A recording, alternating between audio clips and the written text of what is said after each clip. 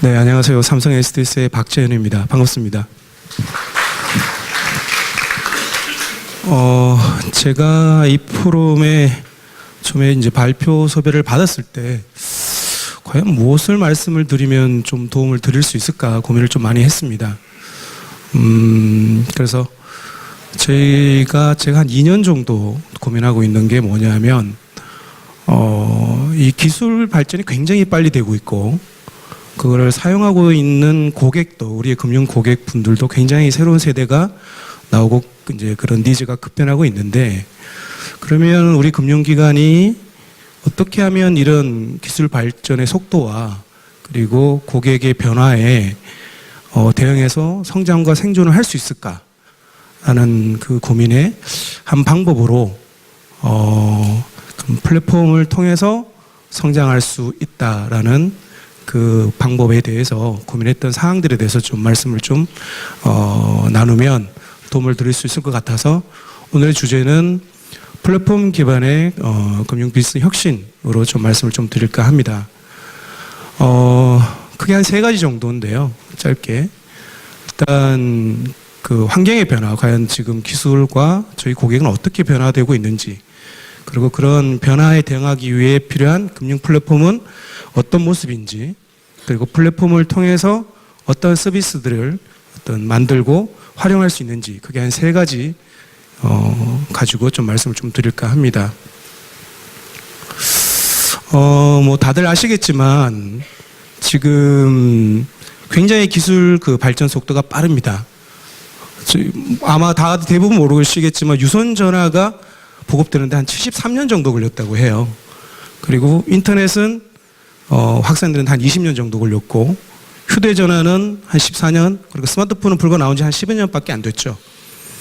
그러니까 굉장히 놀라운 그 속도로 기술 변화가 되고 있는 그런 상황인데 더 놀라운 것은 지금 20, 30대로 되어 있는 이 밀레니얼 세대가 또래 집단과 같이 놀고 커뮤니케이션하고 했던 그것이 바로 인터넷이고 휴대폰입니다. 즉 이 세대는 어떤 휴대폰이나 인터넷에 대해서 전혀 거부감이 없는 세대죠. 그러니 당연히 많은 정보들을 획득하고 사용할 수 있고 기성세대에게 정보를 제공하고 또 실질적 구매 결정권까지 가지고 있다는 거 아마 다들 느끼고 계실 겁니다.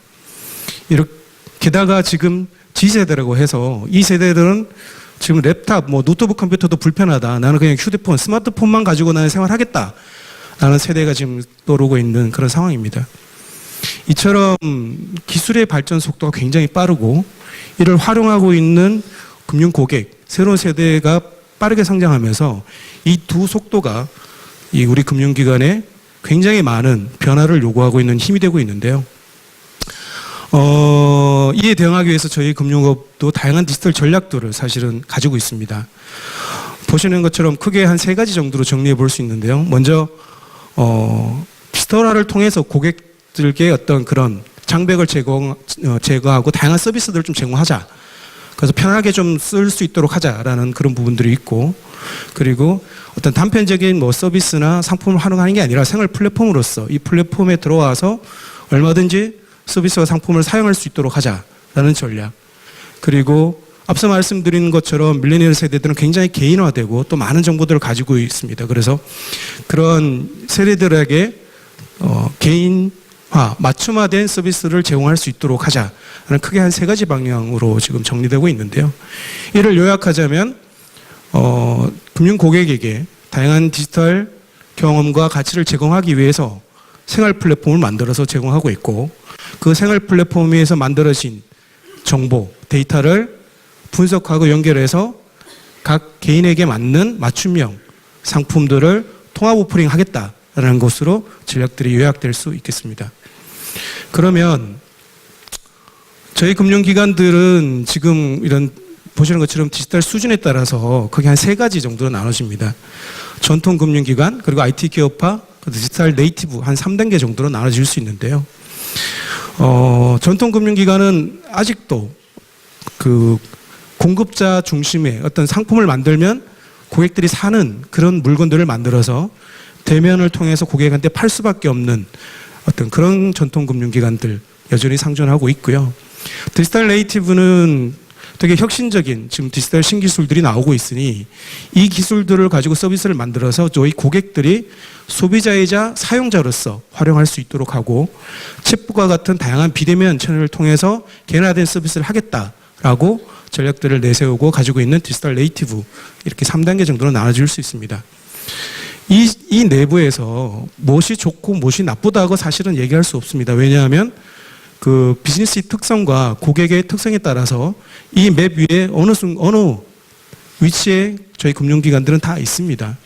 하지만 앞서 말씀드린 것처럼 디지털 세대라고 하는 밀레니얼 세대나 G세대가 결국은 원하는 것은 개인화되고 비대면, 뭐 사람들 만나서 커뮤니케이션 하는 것조차도 이제 싫어하는 이런 비대면의 어떤 혁신 기술을 위한 서비스들을 요구하고 있기 때문에 결론적으로는 디지털 네이티브로 저희 금융기관들이 갈 수밖에 없고 가고 있다라고 그렇게 생각해 볼 수 있습니다.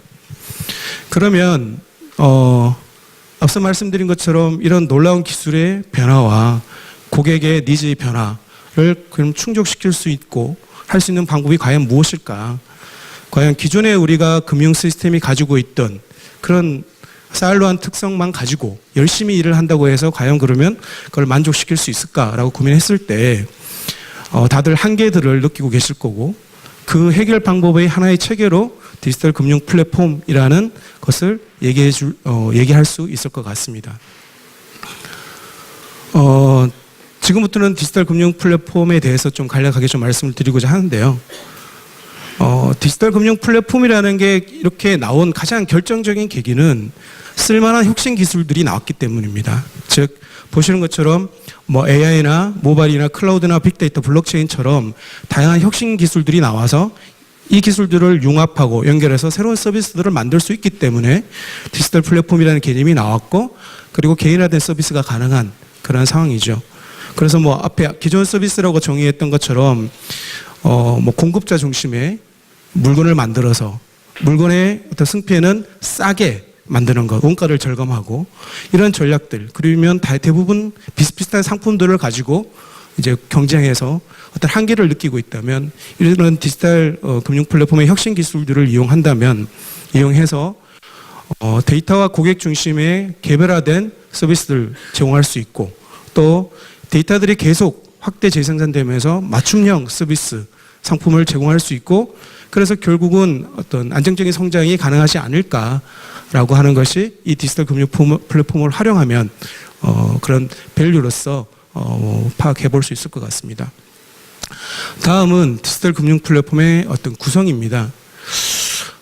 많은 고민을 했습니다. 사실 저도 플랫폼에 대해서 많은 그 자료들을 보면 비즈니스 단의 그 생태계에 대해서는 굉장히 많은 얘기들이 되고 있는데 이 아랫단에 대해서는 생태계에 대해서는 사실 어떤 자료를 찾아봐도 좀 답을 구하기 어려웠습니다. 그래서 한 2년 정도 어떻게 하면 좋을까라고 고민을 하다가 이 디지털 금융 플랫폼을 크게 레이어를 2개로 나눌 수 있습니다. 그러니까 밑에 단은 금융 엔터프라이즈 플랫폼이라고 해서 개발의 생태계, 즉 새로운 서비스, 새로운 기능들을 끊임없이 만들고 운영하고 하는 그런 개발의 생태계를 구성을 하는 영역이 하나가 있고 그리고 그 개발 생태를 가지고 만들어서 공통 서비스나 특화 서비스를 만들어서 해당되는 뭐 디지털 아이덴티티나 보험금 자동 청구, 이미지 전제 같은 다양한 혁신 서비스들을 만들 수 있는 그런 레이어, 즉 금융 개발 플랫폼, 개발 생태계인 금융 엔터프라이즈 플랫폼과 금융 서비스 영역 이렇게 이제 나눠 볼 수 있을 것 같고요.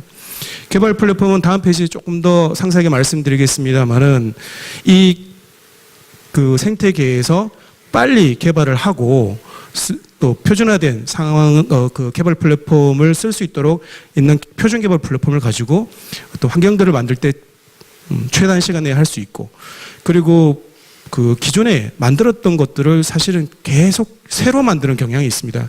이 플랫폼에서 그런 서비스, 즉 뭐 개발 어셋이라든지 데이터나 공통 기능들을 가지고 그 생태계를 만들어서 리유즈할 수 있는 그런 구성들 그리고 밑에 단은 다양한 내부의 혁신 기술들을 활용할 수 있는 에코시스템을 만드는 것이 이 아랫단의 생태계를 구성하는 한 요소로 볼 수 있을 것 같습니다. 그러면 금융 엔터프라이즈 플랫폼에 대해서 조금 더 상세하게 말씀을 드리면요. 크게 한 5가지 기능으로 필수 기능으로 나눠볼 수 있습니다. 아랫단에 뭐 아야스나 파스 엔진을 가지고 하는 부분들은 공통적인 영역으로 보시면 좋을 것 같고요. 먼저 카탈로그 서비스인데요. 카탈로그 서비스는 API나 뭐 데이터, 그다음에 어셋, 뭐 서비스 링크나 컨테이너 이미지까지 이 카탈로그에 등록해 놓고 언제든지 내려받아서 쓸 수 있고 연결해서 쓸 수 있도록 하는 그런 카탈로그 서비스가 필요합니다. 두 번째는 앞페이지 잠깐 말씀드렸습니다만은 이 생태계 내에서 쓰고 있는 개발 도구를 빠르게 지원해서 개발한 걸 빨리 구성하고 빌드 비포까지 자동화할 수 있는 개발 플랫폼이 필요하고요. 세 번째는 데이터 서비스입니다. 데이터까지도 이 플랫폼 내에 데이터를 수집하고 활용하고 연결할 수 있는 체계를 가지고 있어서 데이터 또한 이 생태계에서 유지하고 관리할 수 있도록 하는 세 번째 데이터 서비스가 필요하고요. 네 번째는 공통기능 서비스라고 해서 앞서 말씀드린 것처럼 이 개발을 위해서 필요한 많은 기능들이 반복적으로 다시 만들 필요 없이 이 공통 서비스 쪽에서 언제든지 내려받아서 재활용할 수 있도록 이 플랫폼에서는 예를 들어서 뭐 푸시는 5가지 종류가 있는데 갖다 써라 이렇게 이제 할 수 있는 그런 공통기능 서비스가 필요하고요. 다섯 번째는 이 에코시스템으로서 에코 플랫폼으로서 내외부의 솔루션과 혁신 기술들을 연결해서 쓸 수 있도록 하는 뭐 탑재할 수도 있고 연결해서 쓸 수도 있고 하는 그런 기술 플랫폼이 필요합니다. 이 5가지 기능들을 가지고 개발의 생태계, 개발과 운영의 생태계를 구성할 수 있을 것 같고요. 이 부분들은 계속 진화, 발전되고 있다고 보시면 좋을 것 같습니다. 다음은 서비스 영역입니다. 서비스 영역은 앞단에 말씀드린 것처럼 다양한 그 혁신 기술들을 가지고 공통 서비스를 만들고 그 서비스들을 연결해서 다양한 새로운 비즈니스를 만드는 영역인데요. 뭐 블록체인처럼 뭐 분산합의나 스마트 계약 같은 그런 기능들, 그리고 대화형 AI, 우리가 흔히 챗봇이라고 얘기하죠. 그래서 자연어 인식이라든지 이런 기술들, 그다음에 시각형 AI, 뭐 문자라든지 이미지를 인식하는 부분, 그리고 데이터를 분석해서 답을 내는 분석형 AI, 그리고 뭐 RPA라고도 하기도 하고 IPA라고도 하는데 어떤 사무 자동화하는 기술, 그리고 고객의 경험을 CX로 내재화하고 가지고 있는 어셋인 디지털 CX, 그리고 암호화된 데이터를 분석하고 사용할 수 있는 동형 암호화, 이런 이 외에도 많은 기술들이 있습니다만 이런 기술들을 가지고 위에서 보여주는 다양한 혁신 기술들을 만들 수 있습니다. 지금까지 짧게 그 디지털 금융 플랫폼에 대한 구성과 그에 대한 혁신 서비스를 좀 말씀을 좀 드렸고요. 한 가지 마무리하면서 좀 말씀드리고 싶은 거는 플랫폼이라고 하면 대부분이 이렇게 생각하십니다. 우리가 지금 가지고 있는 시스템처럼 어떤 완벽하게 만들어진 시스템이냐라고 질문들을 많이 하시는데 이 플랫폼 또한 생태계를 만들어서 계속 성장하고 있는 체계입니다. 그리고 다양한 기술들이 나오면 얘도 바뀌어야 되고요.